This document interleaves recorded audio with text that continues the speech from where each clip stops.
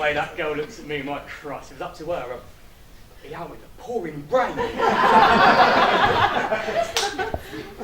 I may be perfectly frank... Oh, Mrs. Biederman, you're trembling. Mr. Schmidt. Is there a problem? Have some cheese. Thank you. Or some jam. Thank you. Or some honey. Oh, it's one thing after another with you, Mrs. Biederman, one thing after another. What is it? To be perfectly frank, Mr. Schmidt. Please, call me Joe. To be perfectly frank... You want to get rid of me?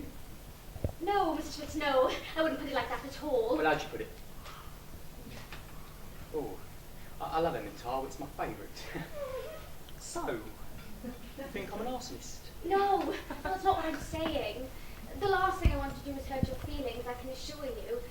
No one's saying anything about arsonists. I have no complaints about your behaviour, Mr. Schmidt. I know. I have no manners.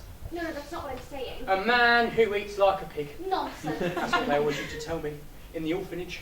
Schmitz, they'd say. Stop eating like a pig. Oh, that's not what I meant at all. I'm leaving. Mr. Schmidt. I'm leaving. You can't just leave like this. One more cup? Half a cup? Oh, I never meant to upset you. I never noticed you eat like a pig, honestly. Have I upset you? It's not your fault, Mrs. Beedham. My father was a miner, you see. So why should someone like me have table manners? Hunger and cold. I know how to handle hunger and cold, but with no education, Mrs. Beedham. No manners, no culture. I understand. I'm off. Where will you go? Out into the rain. I'm used to it. Mr. Schmidt, please don't look at me like that. Your father was a miner, I quite understand. You probably had a terribly hard childhood. No, not really. My mother didn't die until I was 7.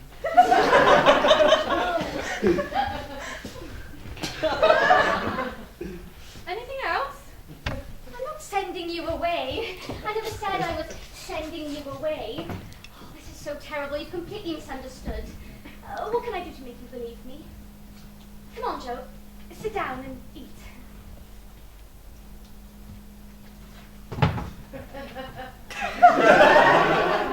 kind of people do you think we are?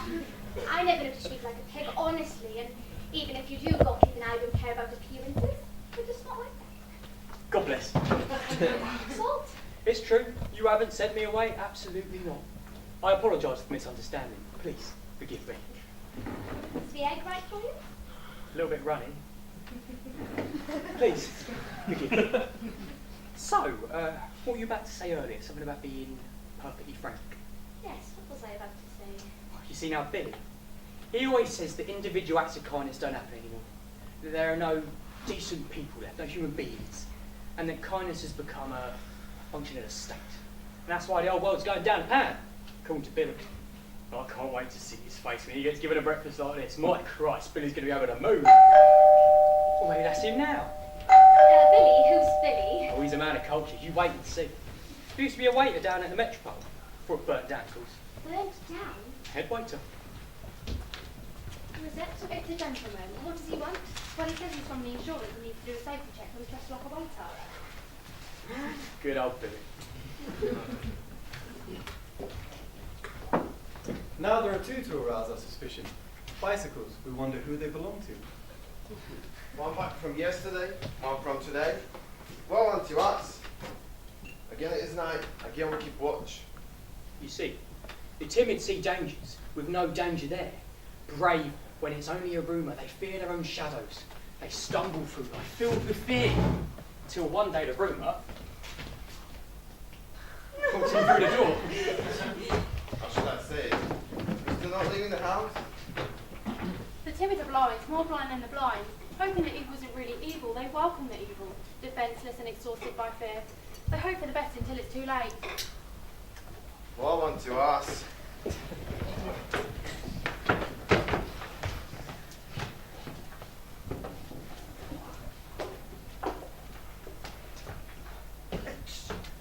What happens if he decides to call the police? A bit further. What will we do? Slowly. Slowly. Stop. Why would he call the police? Why wouldn't he? Because he's guilty too. Ah, it's getting alright. We need to get some sleep. Every citizen is guilty, actually, above a certain income. There's nothing to worry about. Mr. Schmitz! That doesn't sound like an invitation to breakfast, does it? Mr. Schmitz! It's never been like this before.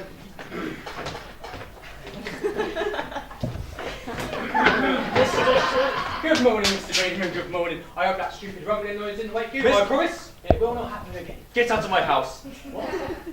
I said get out of my house. When? This instant. Why? Otherwise, my wife will call the police. I can't stop her, and I won't stop her. You heard, this instant. What are you waiting for? I don't want any discussion. I'm not saying a word. If you think there's no limit to what I'll put up with, just because you're a wrestler, well, my God, what a dreadful noise, all night long. Get out. I'm telling you, get out. Well, he's never been like this before. William Eisenring! Call me Billy. Well, why are there suddenly two of you? Without even asking. You see? What's going on? I told you, didn't I? You just don't do this sort of thing, Joe. You have no manners, without even asking. What sort of way is that to behave? Suddenly two of us, without even asking. I'm really, really angry about He's this. really, really angry about this. I told him. I told you, didn't I? What do you think you were doing? At the end of the day, I'm the homeowner. Answer when the gentleman speaks to you. Well, you see, Billy is my friend. Go on. We went to school together as children. And So I thought, you thought what? You didn't think at all. I understand completely. There's a time and a place for everything. But in the end, do you think a man who owns his own home should put up with this kind of behaviour? You didn't even ask me, is that right? Never mentioned it. Joe. Never mentioned it. Are you surprised when people throw you out on the street? It's no laughing matter. I'm very serious about this. My wife has a heart condition. You see? She was awake half the night with that awful noise. What do you think you were doing? What in God's name are those oil drums for? No! Here! Over here! What's this? What is it? yeah, that's an oil drum. And where have the oil drums come from? Well, do you know where they come from, Billy? They're imported. Now, I don't believe this. What do you think you were doing? The attic filled with oil drums, piled high. Look, they're piled high. Yes, they are. Well, why? Joe got his figures wrong. 12 by 15, you said, and in fact, your whole attic can't be more than 100 square meters. I think you'll understand, I can't just leave my oil drums out on the street. Oh, I don't understand a thing. Here it is. Here's the label. No, I don't believe this. No, that's where they come from. I just don't believe it. Come in. I'll call him. Petrol! It's not dishwasher. Is this true? Is it? Is what true? What it says on the label. How stupid do you think I am? Honestly, do you think I can't read? All right. What is in these drums? Petrol. I'm not in the mood for jokes. I'm asking you for the last time, what is in these drums? You know as well as I do that an attic isn't the place to store petrol. Here, smell it. Is it petrol or is it not petrol? Answer me. It's petrol. It's petrol. It's definitely petrol. Are you mad? Petrol. No, it's all right. We're not smoking. Don't you know the papers are full of warnings about this sort of thing? What do you think you are doing? My wife will have a fit. You see? Will you stop saying that? You can't do that to a housewife, Joe. I know a thing or two about housewives. Mr. Schmitz, Mr. Eisenring, if you don't get these drums out of my house right now, and I mean right now, then you'll call the police. Yes. You see? Never mind, come on! That's my last word on the matter. I am not having petrol in my attic. Understand? I'm not having it. Come in. Oh. Oh, yeah, that's there. No need to come downstairs. That shan't take much of your time. Good morning. Morning. Morning. Morning.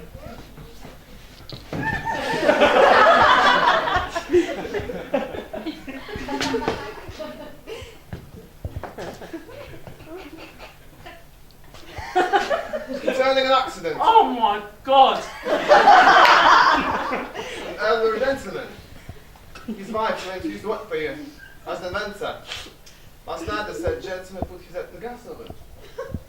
Name of Netchlin, residing at number 11, Speed Street. Did you know the deceased Perhaps you would prefer to have this conversation private, sir. Yes. After all, has nothing to do with your employee. Quite. If anyone's looking for me, I'm with the police. Let's go. What have you got in those trunks? Me? If I may ask. Hair rejuvenator. Follicle Plus! Good news for men. Follicle Plus! Hair today, hair tomorrow. Follicle Plus! Last get to boldness. Follicle Plus! Follicle Plus! Follicle Plus!